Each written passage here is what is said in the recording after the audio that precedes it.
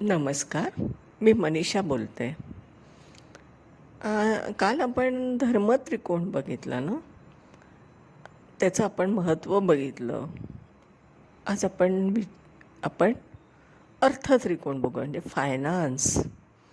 बघा, आपलं आयुष्य हे सगळं जे काय आता मटेरियलिस्टिक लाईफ आहे ना, हे सगळं आपलं अर्थकारणावर अवलंबून आहे. म्हणजे पैसा, धन दौलत. कारण ते आपल्याला बार्टर सिस्टीममध्ये लागतं, एक्सचेंजसाठी लागतं. जीवनातल्या सगळ्या जीवनावश्यक वस्तू घेण्यासाठी आपल्याला पैशांची गरज पडते आणि ते पैसे आपण मिळवण्यासाठी चाललेली धडपड असते जीवाची. म्हणजे थोडक्यात सगळ्यांनाच हे गोष्ट मॅन्डेटरी आहे, कंपल्सरी आहे करायला. कारण शेवटी जीवन जगायचं असेल तर पुरेसा पैसा, फायनान्स असणं गरजेचं आहे. म्हणून आजचा विषय आहे तो फायनान्सच्या संदर्भातला आहे. ज्योतिषशास्त्रीय दृष्टिकोनातून जर आपल्याला काही गोष्टी धर्माविषयी सांगत असतो, पण ते धर्म पाळण्यासाठी आवश्यक आहे की आपलं अन्न, वस्त्र, निवारा आणि जे काय सगळ्या प्राथमिक गरजा आहेत त्या भागवण्यासाठी लागणारा पैसा हा पण पुरेसा जीवनात असावा लागतो. आता हे जे फायनान्स डिपार्टमेंट आहे, जे कुंडलीतलं कालपुरुषाच्या कुंडलीतलं, ज्याला आपण मेष राशीची कुंडली म्हणत असतो, त्याच्यामध्ये द्वितीय स्थान, षष्ठ स्थान आणि दशम स्थान हे आहे फायनान्स म्हणजे अर्थत्रिकोण. आता विचार करा बरं का, कालपुरुषाची कुंडली डोळ्यासमोर आणा. त्याच्यामध्ये वृषभ रास येते द्वितीय स्थानात, धनस्थानात वृषभ रास येते. वृषभ रास काय आहे तर ती शुक्राची रास आहे. शुक्र आहे तिचा स्वामी. व्हिनस लॉर्ड आहे त्या साईनचा. व्हिनस म्हणजे काय, शुक्र म्हणजे काय तर पैसा, लक्झरी, सगळं आपल्याला माहीत आहे. आता विचार करा, जेव्हा त्याच साईनमध्ये आपण म्हणतो की वृषभ राशीमध्ये चंद्र उच्चीचा होतो, या कन्सेप्टचा थोडासा डीपली विचार करा, सखोलतेने विचार करा. चंद्र एक्झॉल्टेड होतो म्हणजे काय होतं, उच्चीचं होतं म्हणजे काय होतं, मन उल्हासित होतं. मन उल्हासित कधी होऊ शकतं, जेव्हा आपल्याला सगळं कम्फर्ट असू शकतं, आपल्याकडे पुरेसा पैसा असू शकतं, एक कम्फर्ट झोनमधलं आयुष्य असू शकतं, तेव्हा आपलं मन प्रसन्न असतं. मग चंद्र हा काय आहे तर मन आहे. मनाला उल्हासित ठेवणं आणि मनामध्ये आनंद निर्माण होण्यासाठी पुरेसा पैसा असला तर जीवन सुखकर होऊ शकतं, आनंदी होऊ शकतं. म्हणून तिथे चंद्र हा एक्झॉल्टेड आहे. म्हणून तो 3 अंशापर्यंतच आहे बरं का. म्हणजे असं होऊ नये काय, एक लक्षात घ्या की आपण आहे ना प्रत्येक राशीला काही अंशात्मक आहे असं नाही आहे की पूर्ण वृषभ रास चंद्र एक्झॉल्टेड होतो, उच्चीचा होतो. नाही, 3 अंशापर्यंतच होतो. कारण शेवटी मन आहे ते. मन एका जागेवर स्थिर होतं का तर नाही.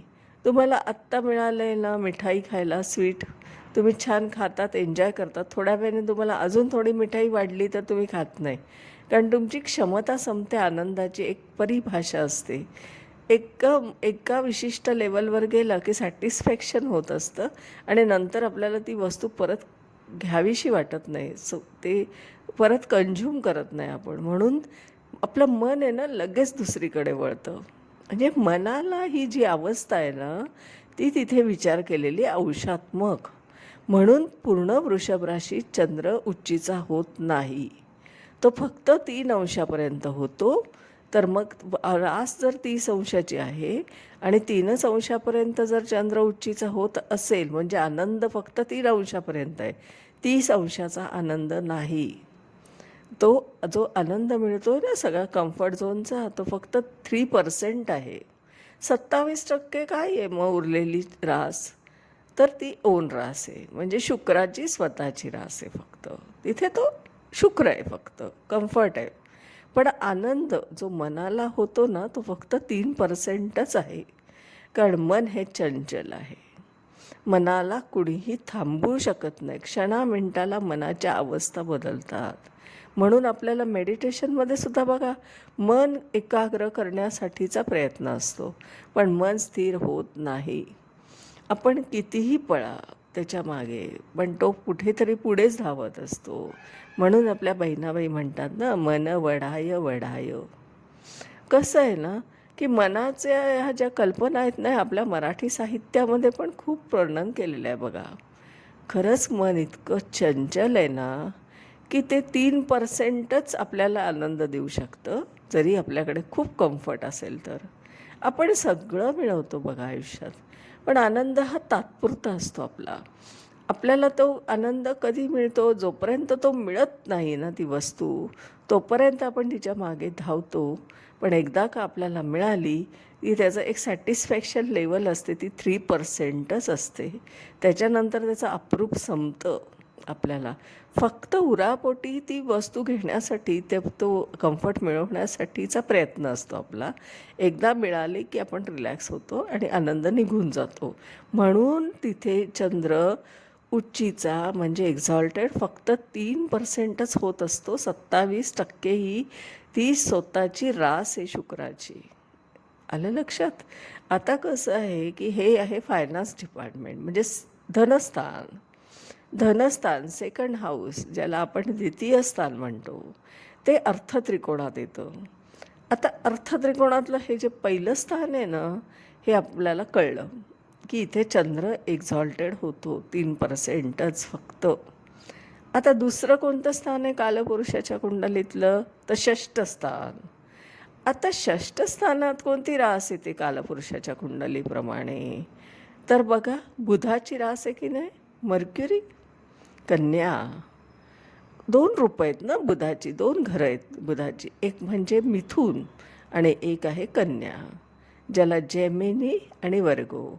आता तुम्ही सांगा की अशी 2 का असावी बरं प्रत्येक राशीला? फक्त चंद्र आणि रवी सोडून प्रत्येक ग्रहाला 2 मालकी हक्क दिलेले आहेत राशींचे. बघा, तुम्ही विचार करा जरा आता त्याचा डीपली. आता विचार सांगते त्याच्या मागचा, माझा स्वतःचा विचार सांगते हां. आता हे ती कन्या रास षष्ठात पडते. आता होतं काय तिथं, काय काय बरं आपलं? आपण प्रतिस्पर्धी म्हणतो, रोगरिपू म्हणतो. आपण तिथे आपल्याला जे काय नोकरी, डेली रुटीनमधली कामं, ज्याला आपण म्हणतो की सकाळी 10 ते 6 एक ड्युटी करायची आहे, ज्याला आपण ड्युटी माइंडेड म्हणतो, अशा पद्धतीचे कामं, म्हणजे जे रोज आपण उठून करत असतो, अशा नोकरीसारख्या गोष्टी तिथे आपण बघतो. अनेक गोष्टी बघतो. षष्ठस्थान काही एका गोष्टीसाठी रिप्रेझेंट करत नाही. मग तिथे काय होतं ते सांगा, की तुम्हाला माहीत आहे की तिथे शुक्र हा डेबिलिटेटेड होतो, म्हणजे नीचीचा होतो असं म्हणतात. याचा अर्थ काय हो? हा फक्त पुस्तकी अर्थ आहे का? तर नाही. बघा, मी काय सांगते की तुम्हाला माहीत आहे की सरस्वती आणि लक्ष्मी एका ठिकाणी नांदत नाही. बघा, जिथे पैसा असतो तिथे सरस्वतीचं वरदान असेल याची गॅरंटी नाही, आणि जिथे सरस्वती प्रसन्न आहे तिथे लक्ष्मी असेल याची काही गॅरंटी नाही. क्वचित ठिकाणी तुम्हाला ह्या दोन्हीचा संगम आढळतो, की लक्ष्मी पण आहे आणि सरस्वती पण आहे. म्हणजे आपण काय म्हणूया, ज्ञान पण आहे आणि पैसा पण आहे. आता शुक्र काय आहे? कम्फर्ट आहे, सगळे लक्झुरी आहे. आता तुम्ही सांगा, बुद्धी जिथे आहे, जिथे सरस्वती नांदत असते, त्या घरात आपल्याला लक्ष्मी नांदताना दिसते का? तर क्वचित दिसते.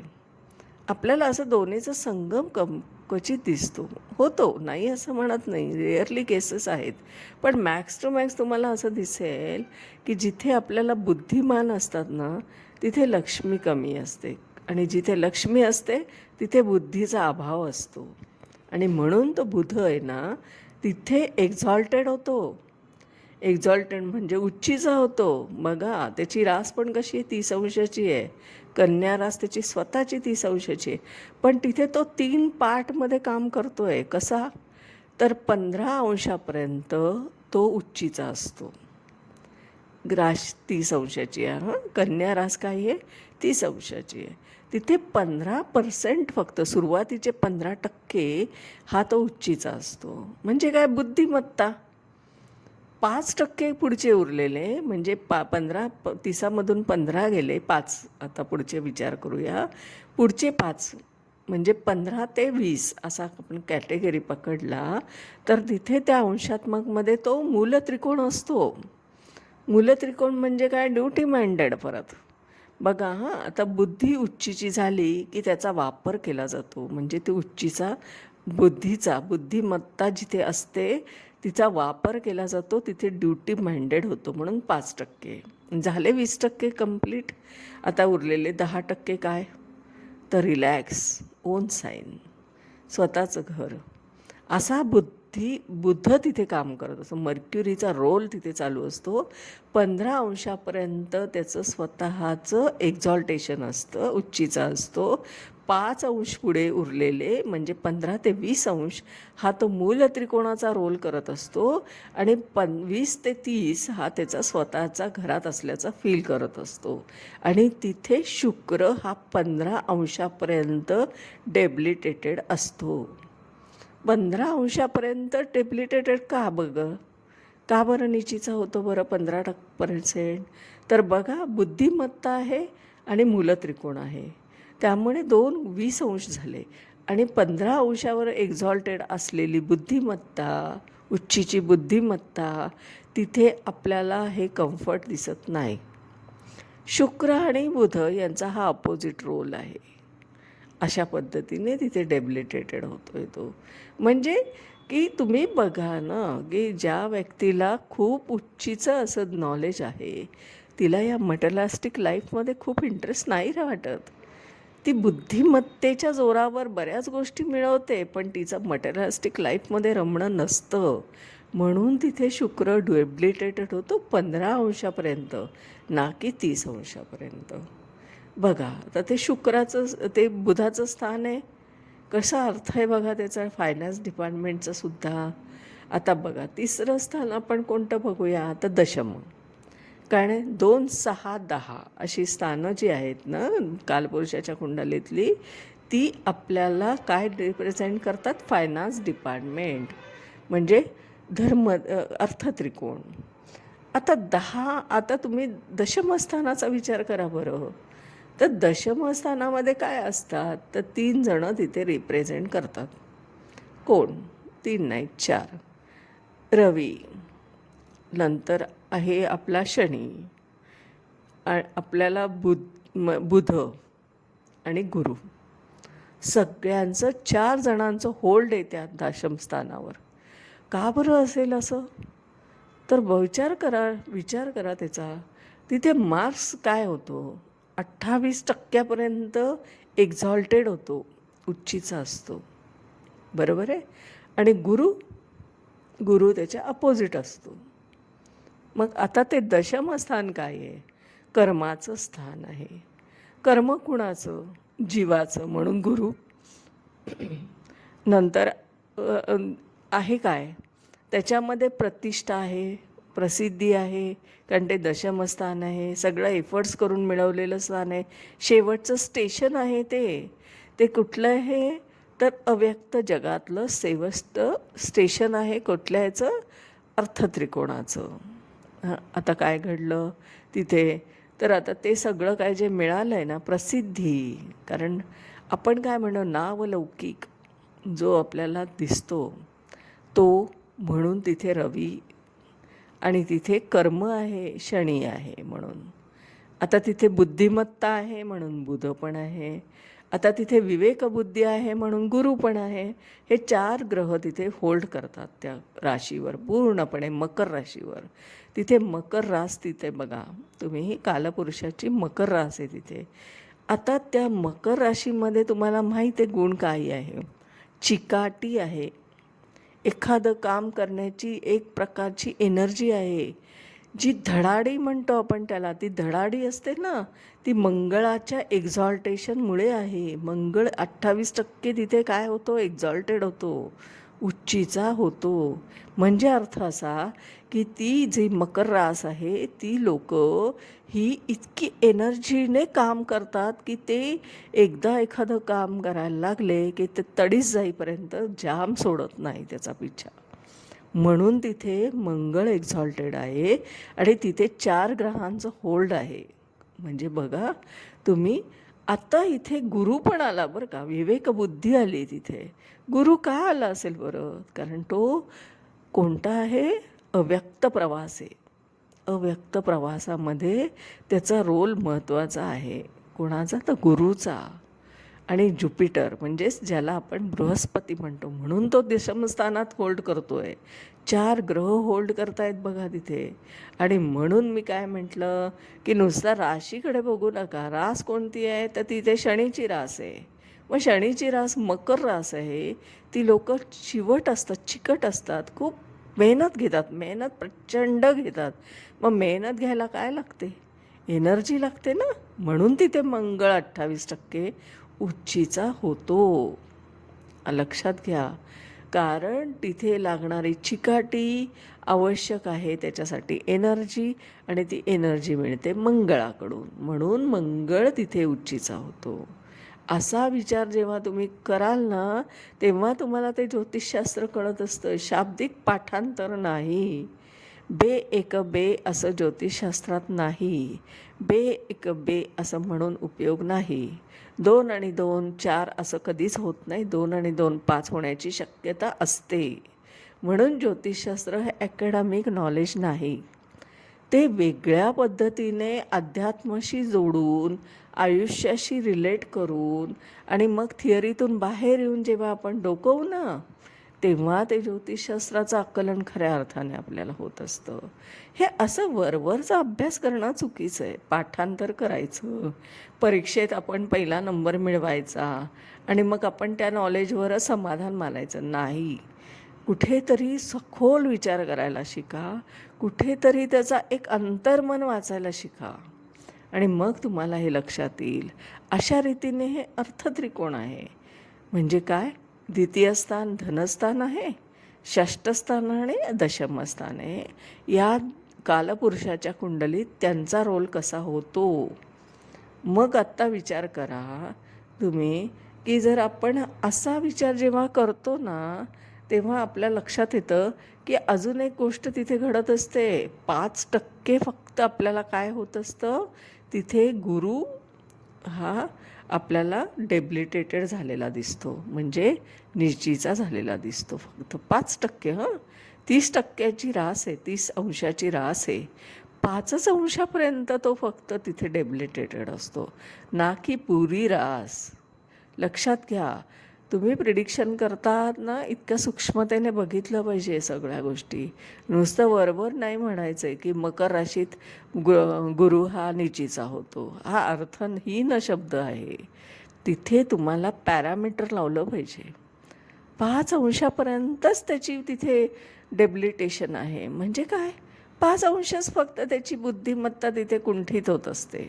बाकी तर त्याचं स्वतःचं अध्यात्म चालूच आहे ना. तो मटेरियलिस्टिक लाईफमधून बाहेर काढतोय ना तुम्हाला. दशमस्थान हे काय आहे? अव्यक्त जीवन आहे. अव्यक्त जीवनात तुम्हाला काय काय लागू शकतं, तर तिथे आपल्याला सगळं संपलेलं असतं ना. कारण आपले सगळे एफर्ट्स तिथे संपलेत फायनान्सचे, आणि म्हणून लाभ आहे त्याच्या पुढचं स्थान, आणि तेही शनीच्या अंडर आहे. आणि शनी तिथे काय आहे? कुंभ राशीचा असतो बघा. म्हणजे मकर रास ही काय आहे? शनीची ऑफिस नाही आहे, त्याचं घर आहे. आणि त्या घरामध्ये किती लोक राहतात? जसे 4. कोण? रवी, बुध, शनी आणि गुरु. शनीची एकट्याची ती रास नाही. तिच्यामध्ये 3 जणांचं कॉन्ट्रीब्युशन ऑलरेडी आहे, आणि त्याच्यामध्ये परत मंगळाची पण एनर्जी जाते, कारण तिथे तो एक्झॉल्टेड होतो आहे. बघा राशीचा किती सखोल विचार केला पाहिजे आपण. असा वरवर अभ्यास करणं हे आपल्याला आकलन कमी होणं असं एक लक्षण असतं.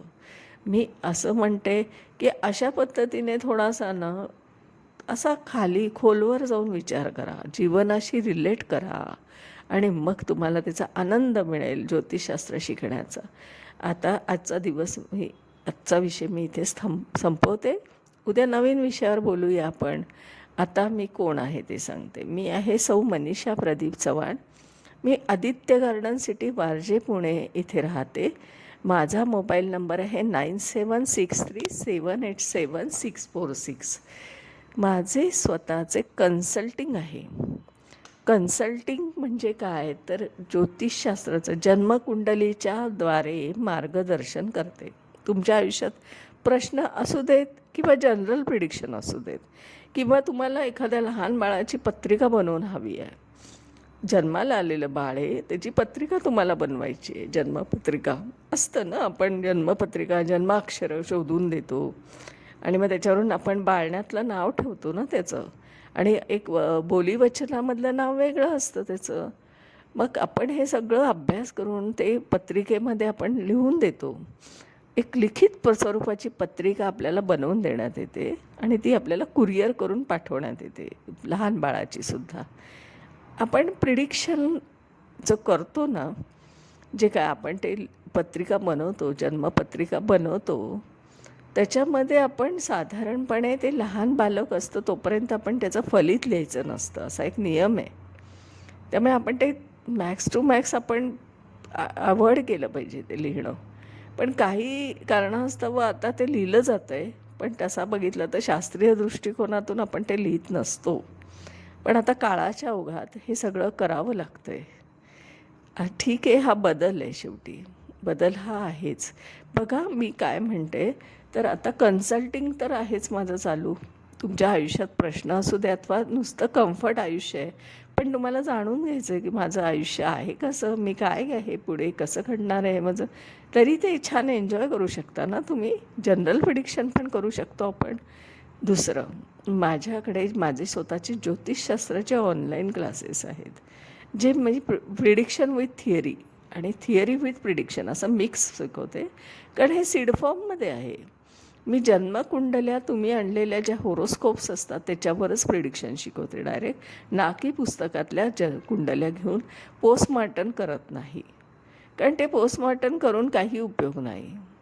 आपल्याला ते रिलेट करता येणार नाही आपल्या आयुष्याशी किंवा कोणाच्या जातकाच्या. त्यामुळे आपला वेळ आणि पैसा न घालवता आपण प्रिडिक्शनवर भर द्यावा, फलित तंत्र शिकून घ्यावं. हा एक महत्त्वाचा मुद्दा आहे. म्हणून माझे ऑनलाईन पर्सनल टीचिंग म्हणजे एका वेळेस एकच व्यक्ती शिकू शकते, ना की ग्रुपमध्ये मी शिकवत. कारण सगळ्या अनवट वाटा चालणं हे माझं काम आहे. मी सगळं प्रवाहाच्या विरुद्ध दिशेने प्रवास करते. प्रवाह जिकडे चालला आहे ना त्याच्या विरुद्ध दिशेने पोहणं, त्याला प्रचंड एनर्जी लागते, पॅशन लागते, आणि तोच माझा प्रवास आहे, अनवट वाटा. म्हणून मी कोणतेही PDF देत नाही, PDF नाही, रेकॉर्डिंग नाही, 1 to 1 शिकवते, पर्सनल टीचिंग आहे. हे सगळं युनिक आहे. एकदा अनुभव घेऊन बघा. ह्या प्रश्नाचं असं उत्तर आहे. आणि आता असं आहे की आपण हे सगळं, आता मी माझी माहिती सांगितली आणि मी वारंवार बोलत आली आहे सगळ्या विषयांवर. कारण मला ज्योतिषशास्त्र जे कळलं आहे ना, ते मला फक्त सांगण्याची इच्छा आहे की मला काय कळलं आहे ते तुम्हाला मला सांगणं गरजेचं वाटतं. कारण सगळ्यांना जर त्याचा थोडासा एक हे मिळाला, दिशा मिळाली, तर ते वेगळ्या दिशेने पण विचार करू शकता. हे कुठेही पुस्तकात असं लिहिलेलं नाही आहे. कारण आपण बघितलं की कुठेही लिहिलेलं आहे तर फक्त उच्चीचा ग्रह कुठे, चंद्र उच्चीचा वृषभ राशीत होतो, अंशात्मक किती होतो, किती पर्सेंटमध्ये होतो, कसा रोल करतो तो, आणि का तसा रोल करतो आहे सांगा बरं. हे तुम्ही विचार केला पाहिजे. नुसतं पुस्तकी ज्ञान घेऊन अभ्यास करू नका.